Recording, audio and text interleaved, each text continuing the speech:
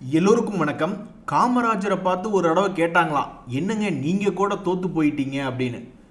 நான் கூட தோற்று போகிறதுக்கு பேர் தான் ஜனநாயகம் தம்பி அப்படின்னு சொன்னாராம். அது மாதிரி மார்க்கெட்டே உச்சத்தில் இருக்குது, எல்லாம் லாபத்தில் இருந்தானே இருப்பீங்க அப்படின்னு யாராவது நம்மளை பார்த்து கேட்டாக்க, மார்க்கெட்டே உச்சத்தில் இருந்தாலும் சில பேருக்கு லாஸாக தான் இருக்குது தம்பி, அதுக்கு பேர் தான் ஷேர் மார்க்கெட் ரிஸ்க் அப்படின்ற மாதிரி இருக்குது. ஸோ மார்க்கெட்டே உச்சத்தில் இருந்தாலும் பல பேர்த்தினுடைய போர்ட்ஃபோலியோ சரியில்லை, சமீப காலமாக மார்க்கெட்டும் மேலே ஏறி கீழே இறங்கி இருக்கிறான்னா அதுக்கு மிக முக்கியமான காரணம் ஒரு மிக்சடு சிக்னல், ஒரு கலப்படமான ஒரு மாற்றி மாற்றி தகவல்களை தரதான். இப்போ நம்ம என்ன நினச்சிக்கிட்டு இருக்கோம், இந்தியாவுக்கும் அமெரிக்காவுக்கும் இடையில ட்ரேட் டீல் நடந்துரும் அப்படின்னு ஒரு வகையான ஒரு செய்தி வருது. உடனே நம்மளால ஒரு 200-300 பாயிண்ட் நிஃப்டியில் ஏற்றி விட்டுறாங்க. அதுக்கப்புறம் சில நாட்களுக்கு முன்னாடி கூட முக்கிய தலைவர் ஒருத்தர் சொல்லியிருந்தாப்புல, இந்தியா தன்னுடைய தலையில் துப்பாக்கி வச்சு எங்கள் கூட யாராவது டிஸ்கஸ் பண்ணும்போது நாங்கள் எப்படி ட்ரேட் ஒப்பந்தம் எடுத்துக்க முடியும், நாங்கள் மெதுவாக தான் தம்பி பண்ணுவோம் அப்படின்னு நம்மளுடைய commerce and industry minister Piyush Goyal அவர்கள் கூட சமீபத்தில் சொல்லியிருந்தார். இந்த மாதிரி மாறி மாறி தகவல் வந்து கொண்டே இருக்கிறதுனால தான் நம்மளுடைய மார்க்கெட்டில் உச்சத்துக்கு நிறைய பேர்த்துக்கு இன்னும் லாபம் என்பது சேரல. இன்னைக்கு மார்க்கெட்லேயே முக்கியமான செய்தி என்னன்னா, நம்மளுடைய கவர்மெண்ட் பப்ளிக் செக்டர் பேங்க்ஸில் 49% ஃபாரின் இன்வெஸ்ட்மெண்ட் அலோவ் பண்ணலாமா அப்படின்ற ஒரு செய்தி மீடியாக்களில் போயிட்டு இருக்கு. இதுதான் ரொம்பவுமே முக்கியமான செய்தி இன்னைக்கு போய்கிட்டு இருக்கு. இதில் பல்வேறு PSU பேங்க்ஸ் என்பது பார்த்தீங்கன்னா நிறைய பேர் ஆல்ரெடி சந்தோஷத்தில் மேலே உச்சத்தில் தான் உட்காந்துக்கிட்டு இருக்கான். அப்படி இருக்கும்பொழுது சில பங்குகள், ஒரு உதாரணத்துக்கு இந்த யூகோ பேங்க் அப்படின்ற ஒரு பங்கு, IOB அப்படின்ற பங்கு, ஸோ பல்வேறு PSU பேங்க்ஸ் வாயில் நம்மளுக்கு பொங்கலை கொடுத்தாலும் சில பேங்க்குகள் இன்னுமே ஒரு சந்தோஷத்தை கொடுக்கல. குறிப்பாக இந்த இந்தியன் ஓவர்சீஸ் பேங்க் போன்ற பல்வேறு பேங்க்குகள் என்ன நியூஸ் கொடுத்தாலும் நீ கீழே தான் இருப்பியா அப்படின்ற மாதிரி. ஸோ இன்றைய மிக முக்கியமான செய்தி என்ன அப்படின்னு பார்த்தீங்கன்னா, PSU பேங்க்ஸுக்கு மீடியாக்களில் போய் பார்க்கும் பொழுது இது போன்ற ஒரு தகவல்கள் இருக்குது. இதில் பெரும்பாலான பங்குகள் ஆல்ரெடி மேலே சந்தோஷமாக வாயில் பாயாசத்தை ஊற்றி கொண்டு இருந்தாலும் சில பங்குகள் இன்னும் கீழே தான் கிடக்கிறான். அவங்களுக்கு ஏதாவது நல்லது நடக்குமா அப்படின்றத பொறுத்து இருந்தால் பார்க்கணும். நண்பர்களே, சில பேர்லாம் நம்மளை பார்த்து டேய் ஆகாவலி அப்படின்னு திட்டுனா கூட நம்மளுக்கு ஒரு கோபம் வராது. ஆனால் ஒரு தேவைக்கு தான் கடன் வாங்கியிருப்போம், இருந்தாலும் நம்மளை பார்த்து ஏதாவது ஒரு பொது வெளியில் டே கடங்காரா அப்படின்னு கூப்பிட்டா நம்மளுக்கு ஒரு மாதிரி ரொம்பவுமே மனசுக்கு கஷ்டமாக போயிடும். இப்போ அமெரிக்காவினுடைய நாடு எப்படி இருக்குன்னு பார்த்தீங்கன்னா, ஊன்னு என்ன வேணாலும் பண்ணிக்கிட்டாலும், என்ன ஊருக்கு வெளியில் என்ன காமிச்சிக்கிட்டாலும் அது ஒரு கடங்கார நாடு. அவங்களுடைய ஜிடிபி ரேஷியோவோட கம்பேர் பண்ணல அவங்களுடைய கடன் என்பது அதிகமாகிட்டு இருக்கு. அதாவது வருஷமான இந்த அமெரிக்காவினுடைய பொருளாதாரத்தை பற்றி யாராவது ஒருத்தர் குண்டு தூக்கி போட்டுக்கிட்டே தான் இருக்காங்க. இருந்தாலும் அது சில டெக்னாலஜி கம்பெனிகளினுடைய வளர்ச்சியை வச்சுக்கிட்டு அவங்களுடைய ஷேர் மார்க்கெட்டு உச்சத்தில் போய்கிட்டு இருக்கு. அவங்க நாட்டிலேயே அதிகமான வேலை வாய்ப்பை கொடுக்கறது இந்த டெக்னாலஜி கம்பெனிகள் தான். ஸோ அப்படி இருக்கக்கூடிய நிலைமையில் இந்த வருஷம் முடிய போகுது. இப்போ ஒரு புது குண்டை தூக்கி போடுறது யாருன்னா நம்மளுடைய IMF தான். அவங்க என்ன சொல்கிறாங்கன்னா, அமெரிக்காவினுடைய கடன் லெவல் என்பது அவங்களுடைய ஜிடிபியோட அதிகமாக போய்கிட்டு இருக்கு, அவங்க இத்தாலி அண்ட் கிரீஸை விட கொஞ்சம் நாளில் மிஞ்சிடுவாங்க அப்படின்ற மாதிரியான ஒரு தகவல் போட்டிருக்காங்க. ஸோ நம்ம ஷேர் மார்க்கெட்டில் எப்போவுமே ஏதாவது ஒரு US ரெசன் அது இதுன்னு சொல்லி என்னைக்காவது ஒரு நாள் நம்மளுடைய மார்க்கெட் பெருசாக 1000-500 பாயிண்ட்கள் மூவ் பண்ண வைக்கிற வேலை இந்த அமெரிக்காவிலேருந்து அப்பப்போ தகவல் வரும். அப்படி ஒரு மிக முக்கியமான தகவல் இது 10ஓட 1 11 அப்படின்னு ஒதுக்கப்படாமல் மிக முக்கியமான ஒரு தகவலாக இன்னைக்கு வந்திருக்கக்கூடிய தகவல் இதுதான். ஸோ இந்த மாதிரி அமெரிக்காவினுடைய பொருளாதாரத்துக்கு எப்பெல்லாம் பிரச்சனை வருது அப்படின்ற ஒரு செய்தி வருதோ அப்போ கவனிச்சு பார்த்தீங்கன்னா குளோபல் லெவலில் பல மார்க்கெட்டுகள் 1000-2000 பாயிண்ட் ஏறுவதோ அல்லது இறங்குவதோ நடந்திருக்கு. ஸோ இனி அடுத்த 3 மாதத்தில் இது போன்ற தகவல்கள் எப்படி மற்ற மார்க்கெட்டுகளை பாதிக்க போகுது அப்படின்றத பொறுத்து இருந்தால் பார்க்கணும். இந்த கோல்டே உங்களுக்கு ஞாபகம் இருக்கா, ட்ரம்ப் ஏகப்பட்ட கூத்துக்களை பண்ணிக்கிட்டு இருக்காரு. சைனாக்கும் அமெரிக்காவுக்கும் பல ட்ரேடு ஒப்பந்தங்கள், பல பிரச்சனைகள் இருக்குது, அதனால் எதுக்கும் சேஃப்டிக்கு நம்ம கோல்டை வாங்கி வச்சுக்கலாம்னு சொல்லி பல பேர் கோல்டை வாங்கி ஏற்றி விட்டாங்க. கடைசியில் கோல்டே இப்போ சமீபத்தில் கிராஷ் ஆகிருக்கு. அதுக்கு மிக முக்கியமான காரணம், அதாவது ஒரு ஸ்டார்டிங் பாயிண்ட்டுங்க நண்பர்களே, ஒரு குறிப்பிட்ட பாயிண்டில் பிரச்சனை வருது அப்படின்னு கோல்டுகளை வாங்கி குவிக்க ஆரம்பித்தாங்க. அது வாங்கினவங்க எல்லாமே ஹெட்ஜிங் பர்பஸ்க்காக வாங்கினாங்க.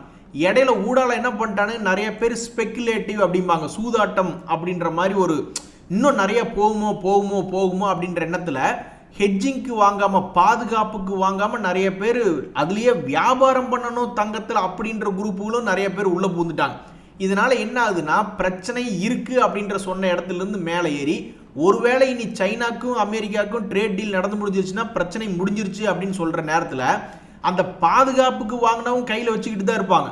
ஆனால் இடையில போய் ஒரு லாப நோக்கில் வாங்கி வித்தரணும்னு ஸ்பெகுலேஷனில் வந்துருப்பாங்க பார்த்தீங்களா, அவனுக்கு பிடிச்சி ஏதாவது ஒன்றை விற்று விட்டு ஏதாவது ஒன்றை பண்ணி விட்டுருவாங்க. ஸோ உங்களால் நம்ப முடியுதா, தங்கத்தின் விலையே 10% இறங்கி போச்சு அப்படின்ற மாதிரி இருக்கு. பொதுவாக ஷேர் மார்க்கெட்டில் நம்மளுடைய அனுபவத்தை பொறுத்து பல ஷேர்கள் 20% இறங்கி அங்கிருந்து திரும்பறக்கு வாய்ப்பு இருக்குமோ புல் மார்க்கெட்டில் அப்படின்ற மாதிரி நம்ம ஸ்டாக் மார்க்கெட்டை பொறுத்த வரைக்கும் நம்ம பார்த்துக்கிட்டு இருப்போம். கோல்டை பொறுத்த வரைக்கும் பார்த்தீங்கன்னா கடந்த 1.5 வருஷத்தில் அவன் 50 days மூவிங் ஆவரேஜை டச் பண்ணும் பொழுதெல்லாம் கொஞ்சம் ஏதாவது ஒரு நியூஸ் வந்து அவனை ஏற்றி விட்டுக்கிட்டே இருந்திருக்காங்க. ஸோ இந்த முறையும் அதே மாதிரி அவனுடைய லோவை தொட்டுட்டு மறுபடியும் கோல்டு, ஏன்னா இப்போ பல பேர் வந்து இப்போ ஒரு கற்பனையில் இருக்காங்க, தங்க விலை பவுனுக்கு 2 லட்ச ரூபா போயிடும், எப்படி ஒரு 50 பவுன் இருக்கு, வித்தவா பேங்க்ல 1 கோடி போட்டு மாசம் 1 லட்ச ரூபா, வேலைக்கே போக வேண்டியல, ஜாலியா படுத்துக்கலாம் அப்படின்ற மாதிரி தான் இப்ப பல பேர்த்துக்கு கற்பனை இருக்கு. எப்போ பவுன் 2 லட்சத்துக்கு வருதோ அப்போ ஓடி போய் வித்தரணும்னு பல பேர் நினைச்சுக்கிட்டு இருக்காங்க வீட்டுகளில். ஏன்னா 50 பவுனை வித்துட்டு அது பயந்துக்கிட்டு இருக்கிறதுக்கு கம்முன்னு விற்று வர்ற 1 கோடி தூக்கி பேங்க்ல போட்டு காலம் பூரா 1 லட்ச ரூபாய அல்லது ஒரு 50,000 ரூபாயை வாங்கி ஜாலியாக இருக்கலாமே அப்படின்ற மாதிரி பல பேர்த்தினுடைய எண்ணம் இப்போ ஆல்ரெடி இருக்கு. ஸோ அப்படி நினச்சிக்கிட்டு இருக்கக்கூடிய நேரத்தில் தான் திடீர்னு கோல்டில் இப்படி குண்டை தூக்கி போட்டது யாருன்னா நம்மளுடைய ட்ரம்ப் அவர்கள் போய் சைனா கூட சமரசம் பேசுகிறேன்னு இந்த ஏஷியன் சம்மிட்டில் வந்து பேசிக்கிட்டு இருந்தார். ஸோ இன்னைக்கு கோல்டு எப்போ மறுபடியும் 1 பவுனுக்கு 2 லட்சம் போகுன்னு பல பேர் காத்துக்கிட்டு இருக்காங்க. ஸோ இந்த முறை கடந்த 1 வருடமாகவே விட்டு கொடுக்காமல் 50 days மூவிங் ஆவரேஜை எப்படி மரியாதை கொடுத்து ரெஸ்பெக்ட் பண்ணியிருக்கான் பாருங்க. இந்த முறையும் அதே மாதிரி கீழே விழுகாம இன்னொரு முறை மேல் நோக்கி ஏறி ஒரு பவுனுக்கு 2 லட்ச ரூபா வராதா அப்படின்னு பல பேர் பார்த்துக்கிட்டு இருக்காங்க. இன்னைக்கு மார்க்கெட்டில் இன்னொரு மிக முக்கியமான செய்தி, எம்செக்ஸ் அப்படின்ற எக்ஸ்சேஞ்ச் வந்து இன்னைக்கு 2% கீழே இறங்கியிருக்கு. இதுக்கு மிக முக்கியமான காரணம் ஒரு பேக்ரவுண்ட் ஒன்று இருக்கு. அவங்க அதிகமாக லாபம் ஈட்டணும் அப்படின்ற ஒரு கான்செப்டில் அவங்களுடைய சாஃப்ட்வேரை மாற்றினாங்க. இந்த ஆர்டர் மேட்சிங் ரிலேட்டடான எக்ஸ்சேஞ்ச் சாஃப்ட்வேர் வந்து சமீபத்தில் மாற்றிருந்தாங்க. அதுக்கப்புறம் வந்து அந்த கம்பெனி பெருசாக லாபம் சம்பாதிச்சிருமோ அப்படின்ற ஒரு கான்செப்டில் எம்செக்ஸ்னுடைய ஷேர் விலை மிகப்பெரிய உச்சம் என்பதை போய் தொட்டுச்சு. அதுக்கப்புறம் இப்போ வந்து என்ன ஒரு நியூஸ்கள் வந்துக்கிட்டு இருக்குது அப்படின்னு பார்த்தீங்கன்னா, அவங்களுடைய சாஃப்ட்வேரில் சம் டெக்னிக்கல் கிளிச் அப்படின்ற மாதிரிலாம் தகவல் இன்னைக்கு வந்துட்டு இருக்கு. ஸோ இன்றைய இப்போ உங்களுக்கு காய்ச்சலும் தலைவலியும் அவனுக்கு வந்தால் தான் தெரியும் அப்படின்ற மாதிரி அந்த எம்சிஎக்ஸ்னுடைய நியூஸ் வந்து உங்களுக்கு மேபி சாதாரணமாக இருக்கலாம், ஏன்னா நீங்கள் கமாடிட்டி மார்க்கெட் பண்ணாதவங்களுக்கு. இதுவே ஒரு உதாரணத்துக்கு நீங்கள் ஈக்விட்டி மார்க்கெட்டில் பண்ணிட்டு இருக்கீங்க, பாம்பே ஸ்டாக் எக்ஸ்சேஞ்சோ அல்லது நேஷனல் ஸ்டாக் எக்ஸ்சேஞ்சோ ஒரு மணி நேரத்துக்கு வேலை செய்யல, ஆர்டர் போட்டால் ரிஜெக்ட் ஆகுது, அல்லது போட்ட ஆர்டர் என்ன கண்டிஷனே தெரில அப்படின்ற மாதிரி நியூஸ் வந்துச்சுன்னா தான் இது பெரிய நியூஸ் ஆடோ அப்படின்ற மாதிரி உங்களுக்கு தோணும். ஸோ மார்க்கெட்டை பொறுத்த வரைக்கும் இந்த மாதிரி இன்னைக்கு நியூஸ் வந்திருக்கிறது பெரிய நியூஸ் தான்.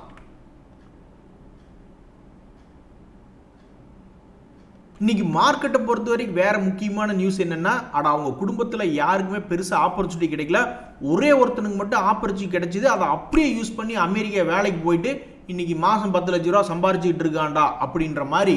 இந்த ஹட்சன் அப்படின்றதெல்லாம் என்னைக்கோ ஒரு நாள் நியூஸ் வருது குவார்டர்லி ரிசல்ட்டை பேஸ் பண்ணி, அதை உபயோகப்படுத்தி நல்ல ஒரு அருமையான ஏற்றம் அப்படின்றது அந்த Q2 ரிசல்ட்டை வச்சுக்கிட்டு வந்துட்டான். இன்றைக்குமே மிக முக்கியமான கம்பெனிகள் டிவிஎஸ் மோட்டார் மற்றும் அதானி குரூப்புகள், டாடா கேபிட்டல்லாம் பாருங்கள் ஜாலியாக இருப்பாங்க அப்படின்னு சொன்னால் அவங்க கடுப்பாயிடுவாங்க, நாங்கள் ஆல்ரெடி கடுப்பில் இருக்கோம் ஓடி போயிடு அப்படின்ட்டு. ஸோ டாடா கேபிட்டலினுடைய ரிசல்ட் என்பது இன்னைக்கு வருது, அது எப்படி அந்த ஷேரினுடைய விலையை மாற்றம் செய்யும் அப்படின்னு பார்க்குறதுக்கெல்லாம் ரொம்ப ஆர்வமாக இருக்காங்க. பேட்டா இந்தியா அப்படின்றது வந்து ஒரு செப்பல் ரிலேட்டடான ஒரு கம்பெனி, அதாவது செருப்பு ரிலேட்டடான செக்டர். அந்த பங்கு இன்னைக்கு 4% இறங்கியது. அது வந்து அந்த வேற ஏதாவது ஒரு செக்டர் இறங்கியிருந்தா கூட மனசுக்கு பிரச்சனையாக இருக்காது. பட் இந்த செக்டர் இறங்கினது வந்து நம்மளுக்கு ஏனோ ஒரு மனசில் ஒரு அடி வாங்கின மாதிரியே இருக்கும் ஃபீலிங். வேற முக்கியமான விஷயம்லாம் பார்த்தீங்கன்னா, இந்த Tata steel silent winner Nifty 50 இண்டெக்ஸில் இன்னைக்கு ஒன் ஆஃப் த டாப் கெய்னராக இருக்கான். அவனுடைய மூவ்மெண்ட் எல்லாம் ஒரு காலத்தில் 10 ரூபா கோஷ்டி மாதிரி ஆடிக்கிட்டு இருந்தான். இன்னைக்கு மிகப்பெரிய ஒரு வளர்ச்சி அடைஞ்சு தான் இழந்ததை மீட்டெடுத்த ஒரு சிங்கக்குட்டியாக டாடா ஸ்டீல் இருக்கு. டாடா மோட்டருக்கு என்னைக்காவது ஒரு நல்ல காலம் பிறக்கணும், அது என்னைக்கு அப்படின்ற மாதிரி தான் தெரியல. வேற முக்கியமான விஷயங்கள்ல இந்த ஐடிபிஐ பேங்க் அப்படின்ற ஷேர் பிரைஸ் வந்து மிட் கேப் இண்டெக்ஸ்ல இன்னைக்கு 5% மேல் நோக்கி ஏறி இருக்கான். அது ஒரு முக்கியமான விஷயம். மற்றபடி பெருசாக சந்தோஷமே இல்லைங்க நண்பர்களே. எங்கேயுமே ஸ்மால் கேப் இண்டெக்ஸில் வேணால் இந்த நெட்வெப் வந்து ஆல்ரெடி உச்சத்துலேருந்து சந்தோஷப்படுத்தி கிளுகிழுப்பு பண்ணிக்கிட்டு இருந்தான். அவன் மறுபடியும் லேசாக சமீபத்தில் இறங்கினா அப்புறம் மறுபடியும் இன்னைக்கு 5% ஏறி நிஃப்டி ஸ்மால் கேப் இண்டெக்ஸில் ஒரு நல்ல டாப் கெய்னராக இருக்கான். இந்த கிர்லோஸ் இன்ஜினியரிங் அப்படின்ற பங்குமே ஒரு டாப் கெய்னராக 7% ஏறி ஸ்மால் கேப் இண்டெக்ஸில் ப்ளஸில் இருக்குது. ஐபிஓக்களை பொறுத்த வரைக்கும் இன்றைக்கி எதுவும் நியூஸ் இல்லை. ஓப்பனாக இருக்கக்கூடிய ஐபிஓக்கள் ஏதோ வண்டியாக ஐபிஓக்கள் வரப்போகுது இந்த வருஷம் முடியறதுக்குள்ளே அப்படின்ற மாதிரிலாம் தகவல் இருக்குது. பட் இன்றைக்கி தேதியில் ஐபிஓக்கள் எதுவும் ஓப்பன் இல்லை. நிஃப்டி 50 இண்டெக்ஸை பொறுத்த வரைக்கும் இந்த ஐசிசி பேங்க் ஆகட்டும் ஹெச்டிஎஃப்சி பேங்க் ஆகட்டும் அதிகமான ட்ரேட் வேல்யூவில் நடந்துட்டு இருக்கான். இருந்தாலும் அம்மஞ்சல்லிக்கு பிரயோஜனம் இல்லை அப்படின்ற மாதிரி ரெண்டு பேருமே லேசாக இறங்கி தான் ஃப்ளாட் டு நெகட்டிவ் பயாஸில் தான் ரெண்டு பேரும் ஐசிசி பேங்க் ஷேர் ப்ரைஸ் ஆகட்டும் ஹெச்டிஎஃப்சி பேங்க் ஷேர் ப்ரைஸ் ஆகட்டும் கீழே இறங்கி ட்ரேட் ஆகிட்டு இருக்காங்க. அப்புறம் எப்படிங்க நம்ம மார்க்கெட்டை மேலே தூக்கி விடுவானுங்க? ரெண்டு பேர் ஹை ட்ரேட் வேல்யூவில் ட்ரேட் ஆகிக்கிட்டு இருக்கானுங்க. ரெண்டு பேருமே நெகட்டிவாக இருந்ததுன்னா அதனால தான் மார்க்கெட் இன்னைக்கு ஒரு மாதிரி நெகட்டிவ் சென்டிமெண்ட்ல இன்னும் சுற்றிக்கிட்டு இருக்கு. இன்னைக்கு போர்ட்ஃபோலியோ கும்பா பாடுது உறுதி அப்படின்ற மாதிரி நம்ம நிஃப்டி நெக்ஸ்ட் 50 இண்டெக்ஸில் போய் எடுத்து பார்த்தாலும் அதுலேயும் வந்து பல்வேறு ரொம்பவுமே அதிகமாக வேல்யூவில் ட்ரேட் ஆகி கொண்டு இருக்கக்கூடிய சில பங்குகள். இந்த மசகான் டாக் அவனும் உசுறு பிடிச்சி வாழ்ந்துக்கிட்டு இருக்கான். 200 days மூவிங் ஆவரேஜை விட்டு கொடுக்காமையே 8 மாதமாக ட்ரேட் ஆகிட்டு இருக்கான். ஸோ அப்படி ட்ரேட் ஆகி கொண்டு இருக்கக்கூடிய இந்த மசகான் டாக்கில் இவ்வளவு நாள் அது ஹை ட்ரேட் வேல்யூ பண்ணி ஒரு ஃபோக்கஸ்க்கு வரல. 200 days மூவிங் ஆவரேஜ் கிட்ட இருக்கக்கூடிய இந்த நிலைமையில் இந்த மசகான் டாக்கில் வந்து ஒரு அதிகமான ட்ரேட் வேல்யூ அப்படின்றது நடந்துட்டு இருக்கு. ஸோ சில நாட்களோ அல்லது சில வாரங்களோ கழித்து எடுத்து பார்க்கும்போது தன்னுடைய சமீபத்தினுடைய ஹை மேல் நோக்கி வருமா, இங்கிருந்து ஒரு 700-800 ரூபா ஏறி மேலே வருமா, அல்லது இந்த வருடத்தினுடைய லோ ப்ரைஸ் அவனும் அதே மாதிரி 700 ரூபா தள்ளித்தான் இருக்கான். ஸோ சென்டர் பாயிண்டில் இருக்கக்கூடிய இந்த மசகான் டாக் இன்னைக்கு அதிகமான ட்ரேட் வேல்யூ நடந்திருக்கு. ஸோ அடுத்த ஒரு சில நாட்கள் கழித்து எடுத்து பார்க்கும்போது இவன் என்ன ஆவான்னு பார்க்குறதுக்கு ரொம்ப சுவாரஸ்யமாக இருக்குது. அதே மாதிரி தான் இந்த கனரா பேங்க் ஷேர் ப்ரைஸும் அவனு போய் உச்சத்தில் நின்றுட்டு ஒரு மாதமாக என்ன முடிவெடுக்கிறதுன்னு தெரியாமல் பார்த்துக்கிட்டு இருக்கான். இந்த பங்குமே அடுத்த சில நாட்கள் என்ன ஆக போகுது, 100 ரூபாயிலிருந்து 130 ஏறி வந்துட்டான். 30% எல்லாம் 2 மாதத்தில் ஏறி வந்துட்டான். ஆனால் வந்து இப்போ ஒரு மாதம் ஆச்சு, நெக்ஸ்ட் என்ன பண்ணுறதுன்னு தெரியாமல் இருந்து கொண்டு இருக்கக்கூடிய இந்த நேரத்தில் இதில் ஒரு ட்ரேட் வேல்யூ என்பது நடந்திருக்கு. ஸோ 2 வாரமோ 3 வாரமோ அல்லது சில நாட்களோ எத்தனையோ நாட்களோ கழித்து பார்க்கும்போது இது எந்த பக்கம் மூவ் ஆயிருக்கும் அப்படின்னு தெரிஞ்சுக்கிறதுக்கு ரொம்ப ஆர்வமாக இருக்குது. ஆஹா, தாறுமாறான சம்பவம் இன்னைக்கு மிட் கேப் இண்டெக்ஸில் தான் நண்பர்கள் நடந்திருக்கு. பாவம் சுப்ரீம் இண்டஸ்ட்ரீஸ்னு ஒரு பங்கு, அவன்லாம் சந்தோஷத்தை கொடுத்தவன் தான். 3000லேருந்து 4500 50% ஏறினவன் தான். ஆனால் இன்னைக்கு அவனை அடி வெளுத்து விட்டாங்க. அவன் ஆல்மோஸ்ட் 6 month லோவில் இந்த சுப்ரீம் இண்டஸ்ட்ரீஸ் அப்படின்ற ஒரு பங்கு ட்ரேட் ஆகிட்டு இருக்கு. ஸோ ஒரு ரவுண்டு தான் இவன் உருப்படியாக போயிருக்கான். இந்த 2025 என்ன பண்ணியிருக்கான்னா ஒரே ஒரு ரவுண்டு என்பது உருப்படியாக போயிருக்கான். 2வது ரவுண்டோ அல்லது 3வது ரவுண்டோ போடல. ஸோ ஒரு வருஷமே முடிஞ்சு போச்சு. ஸோ அடுத்த வருஷத்துக்கு இது என்ன செட்டிங் பண்ண போகுது அப்படின்றது தெரியல. இன்றைய நிலவரத்தை பொறுத்த வரைக்கும் சுப்ரீம் இண்டஸ்ட்ரீஸ் தாறுமாறாக ஒரு 4% இறங்கியிருக்கு. இன்னும் 2 பங்குகள் ஐடிபிஐ 7% ஏறியிருக்கான். ஹை வேல்யூ நடந்துகிட்டு இருக்கு. இண்டஸ்இண்ட் பேங்க் அவன் வாழ்க்கையிலேயே இன்னைக்கு ஒரு தாறுமாறான ஒரு சம்பவம். இவ்வளவு நாள் அது 50 days மூவிங் ஆவரேஜை பெருசாக தாண்டவே இல்லை. 850 ரூபா ரேஞ்சிலேருந்து கீழே விழுந்தவன் 700 ரூபா வரைக்கும் நான் ஸ்டாப்பாக போயிட்டான். 150 ரூபா கும்பானவன் தான் இந்த இண்டஸ்இண்ட் பேங்க். இப்போ இந்த ரிசல்ட் சீசனில் அந்த பங்குனுடைய ரிசல்ட் முடிந்த பிறகு ஒரு கௌரவமாக 50 days மூவிங் ஆவரேஜை தாண்டியிருக்கான். ஸோ இந்த 2025 உச்சம் என்பது ஆல்மோஸ்ட் 1000க்கு பக்கத்தில் இருக்குது. அந்த 1000 சைடுக்கு இது வரப்போகுதா, அல்லது இந்த வருஷத்தினுடைய லோ என்பது 500 பக்கத்தில் இருக்குது, 500க்கு போக போகுதா அப்படின்றது தெரியல. கரெக்டாக சென்டர் பாயிண்டில் இவனு 800 ரூபா ரேஞ்சில் சுற்றிக்கிட்டு இருக்கான். யார்? இந்த இண்டஸ்இண்ட் பேங்க். சமீபத்தில் சில நாட்களுக்கு முன்னாடி அக்டோபர் மாதத்தில் இந்த பங்கை பார்த்து கொண்டு இருந்த பொழுது ஒரு மாதிரி ரிவர்சல் இது போடுவானா இல்லையான்னு நிறைய ட்ரேடர்கள் பார்த்துக்கிட்டு இருந்தாங்க.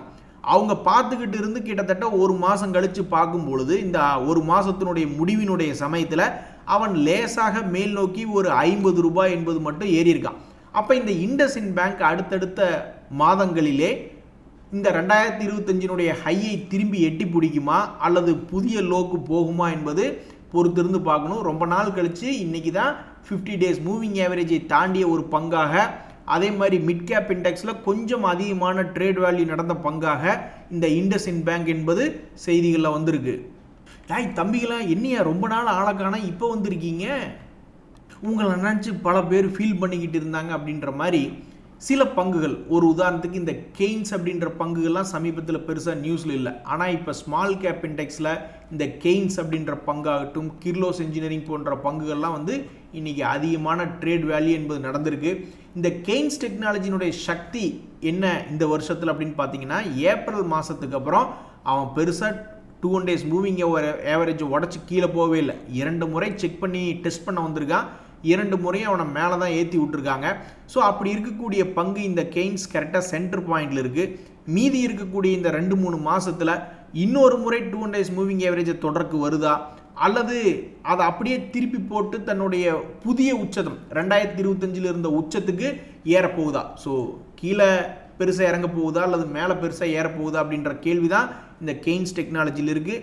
இன்றைய தேதியை பொறுத்த வரைக்கும் மிக அதிகமான ஒரு ட்ரேட் வேல்யூ நடந்த பங்காக இந்த கெய்ன்ஸ் இருக்குது. அவன் மட்டும் இல்லை, இந்த கிர்லோஸ் இன்ஜின் ஆயில்ஸ் அப்படின்ற பங்கு ரொம்ப நாட்களாக ஒரே இடத்துக்குள்ளே சுற்றிக்கிட்டு இருக்கான். It's really medical miracle.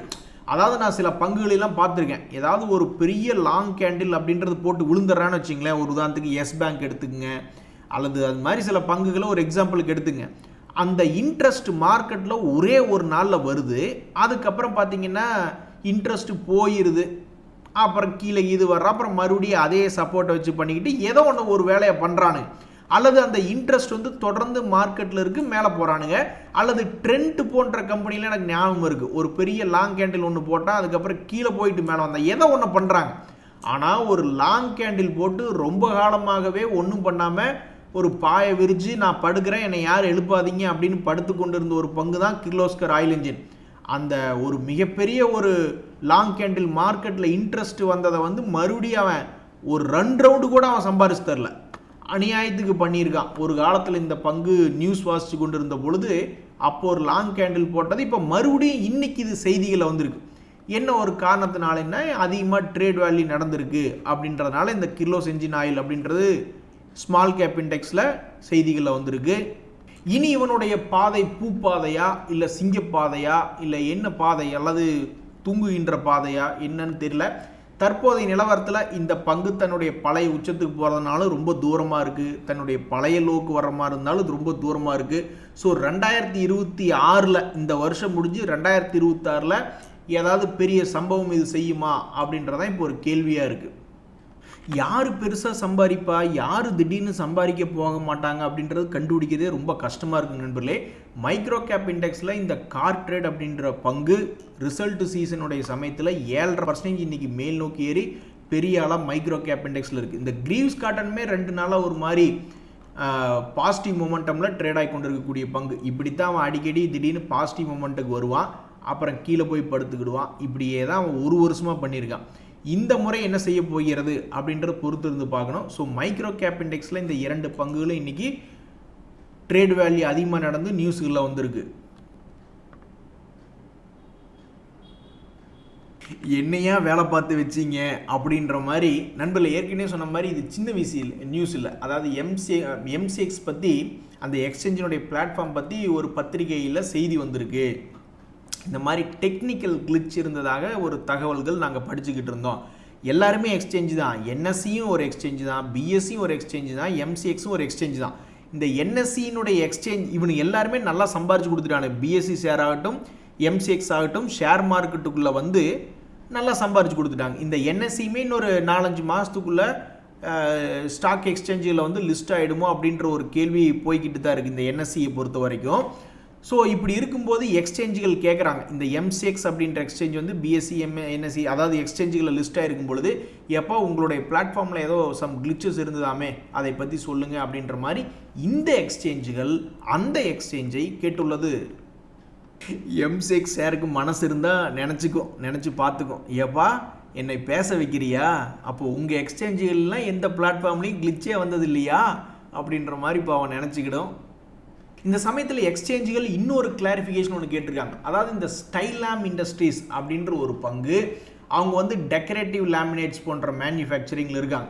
இப்படி இருக்கக்கூடிய பங்கு பெரிய வளர்ச்சி இல்லை. இதுக்கு முன்னாடியே சில வருடங்களுக்கு முன்னாடியே 20 கோடி 30 கோடியெல்லாம் லாபம் பார்த்துக்கிட்டு இருந்தவங்க தான் இப்போவும் சமீபத்திய குவார்ட்டர்களில் 28 கோடி அப்படின்ற மாதிரி லாபத்தில் ரிப்போர்ட் பண்ணிட்டு இருக்காங்க. அதே மாதிரி இந்த பங்கில் இருக்கக்கூடிய முதலீட்டாளர்கள் அப்படின்னு பார்க்கும்பொழுது ஃபாரினர்ஸ் வந்து 2.77, டிஐஸ் வந்து 13.63% அப்படின்ற மாதிரி இருக்கு.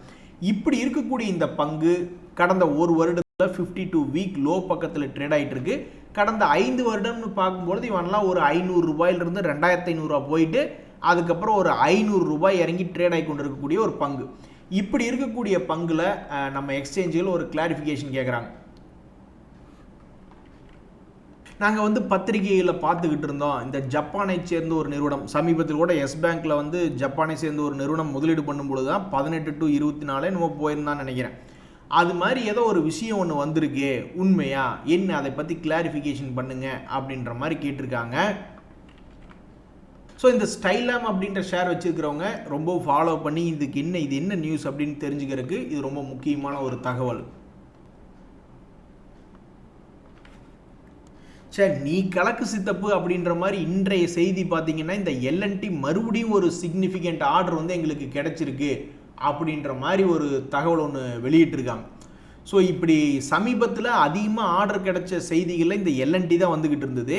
அதுக்கப்புறம் பார்த்தீங்கன்னா இப்போ லைஃப் ஹை பக்கத்தில் தன்னுடைய ப்ரீவியஸ் ஹை பக்கத்தில் வந்து ட்ரேட் ஆகி கொண்டிருக்கக்கூடிய பங்காக இந்த எல்என்டி இருக்குது. ஸோ ஆர்டர் மட்டுமே கிடைச்சிக்கிட்டு இருந்து அதுக்கப்புறம் தன்னுடைய லைஃப் ஹைக்கு வந்திருக்கான் அப்படின்ற ஒரு லாஜிக்கை ஈக்குவல் பண்ண ஒரு பங்காக இந்த எல்என்டி அப்படின்ற ஷேர் இருக்குது. என்பதில் இந்த சமயத்தில் கேபிஐடி டெக்னாலஜிஸுமே ஒரு அக்வஷன் ரிலேட்டடான ஒரு நியூஸ் ஒன்று படிச்சுக்கிட்டு இருந்தேன். ஸோ வேறு என்ன முக்கியமான விஷயங்கள் அப்படின்னு பார்த்துக்கிட்டு இருக்கீங்கள, இந்த ஜாகிள் ப்ரீபெய்டு ஓஷன் சர்வீசஸ் வந்து அவங்களுக்கு கிடைச்ச ஆர்டர் ரிலேட்டடான அக்ரிமெண்ட் ரிலேட்டடான ஒரு அப்டேட் ஒன்று கொடுத்துருந்தாங்க. பிர்லாசாஃப்ட் லிமிட்டடோட ஒரு அக்ரிமெண்ட் போட்டிருக்காங்க அப்படின்ற ஒரு நோட்டிஃபிகேஷன் ஒன்று பார்த்துக்கிட்டு இருந்தேன். மிக முக்கியமான தகவல், ஏற்கனவே நம்ம பார்த்த மாதிரி இன்னைக்கு வந்திருக்கக்கூடிய மிக முக்கிய செய்திகளில் இந்த எம்சிஎக்ஸ் ரிலேட்டடான ஒரு டெக்னிக்கல் கிளிச் அப்படின்ற ஒரு விஷயத்தை ஒன்று பார்த்துட்டு இருந்தோம். அதனோட இம்பார்ட்டன்ஸ் புரிஞ்சுக்கிறதுக்காக இன்னொரு தகவல் என்ன அப்படின்னு பார்த்தீங்கன்னா, ஜீரோதாவில் கூட சமீபத்தில் ஒரு தகவல் ஒன்று பார்த்துக்கிட்டு இருந்தேன். அதாவது அமெரிக்காவில் போய் நம்ம இன்வெஸ்ட்மெண்ட் பண்ணணும் அப்படின்னா சில புரோக்கர்கள் தான் அதுக்குண்டான வசதிகள் பண்ணிக்கிட்டு இருக்காங்க. இருந்தாலும் எல்லாத்தினுடைய மைண்டில் ஒரு டவுட் ஓடிக்கிட்டே இருக்கும். ஒரு உதாரணத்துக்கு இப்போ இந்த எம்சிஎக்ஸ்லேயே ஒரு கிளிச் வருதுனால நம்மளுக்கு பயம் இல்லை. அவன் உள்ளூர் நம்ம ஊரில் இருக்கா, நம்ம டெபாசிட் ரிலேட்டடான எல்லா வசதியும் நம்ம என்எஸ்சி பிஎஸ்சி அப்படின்றதுலாம் இருக்குது. ஒருவேளை வெளிநாட்டில் போய் பணம் போட்டு என்ன ஏதுன்னு நம்ம யோசிச்சுட்டு இருந்தோம்னு வச்சுங்களேன், அது மாதிரியான சமயத்தில் ஒரு நம்பிக்கையான ஆள் இது போன்ற சர்வீசஸ் ஏற்படுத்தி கொடுக்குறாங்க அப்படின்னா ஒரு வசதியாக தானே இருக்கும். ஸோ அந்த மாதிரி வந்து யூஎஸ் ஸ்டாக் இன்வெஸ்டிங் ரிலேட்டடாக இந்த ஜீரோதா அப்படின்றது பேசியிருக்காங்க. ஸோ இது வந்து ஒரு நல்ல விஷயமாக தான் நான் பார்க்குறேன். ஏன்னா பல பேர்த்தினுடைய நம்பிக்கையை பெற்ற ஒரு புரோக்கர் இது போன்ற ஒரு சர்வீஸ்கள் கொடுக்கும் பொழுது நல்ல விஷயந்தான். ஆனால் இதில் வந்து என்னென்னா, ஒரு இடம் நான் அமெரிக்கா ரிலேட்டடான ஒரு மியூச்சுவல் ஃபண்டுலாம் முதலீடு பண்ணும்போது ஒரு குறிப்பிட்ட சமயத்தில் அதை நிறுத்தி வச்சுருந்தாங்க. கேட்டதுக்கு ஆர்பிஐ வந்து நம்மளுடைய பணம் வெளிநாட்டுக்கு போது டாலராக கன்வெர்ட் ஆகும்போது அதுக்கு சம் லிமிடேஷன்ஸ் இருக்குது அப்படின்ற மாதிரிலாம் நான் ஒரு இடத்துல படிச்சுட்டு இருந்தேன். ஸோ இப்போ திடீர்னு இந்தியன் மார்க்கெட்டில் இருக்கக்கூடிய எல்லாருமே அல்லது இந்த ஜீரோதாவில் ஆல்ரெடி வச்சுருக்கிறவங்க எல்லாம் இந்தியன் ஷேர்களை விற்றுவிட்டு பூரா அமெரிக்கா வாங்குறேன்ட்டு போயிட்டா அப்போ அது போன்ற விஷயங்களெல்லாம் என்ன ஆகும் அப்படின்றது எனக்கு தெரில. பட் நியூஸ் பொறுத்த வரைக்கும் பார்க்கும்பொழுது ஜீரோதா இந்த மாதிரி யூஎஸ் ஸ்டாக் இன்வெஸ்டிங்க்கு எதிர்காலத்தில் ரெடி பண்ணி கொடுப்பாங்க அப்படின்ற மாதிரி ஒரு நியூஸ் வந்திருக்கு. இது ஒரு சந்தோஷமான செய்தி தான். நன்றி, வணக்கம்.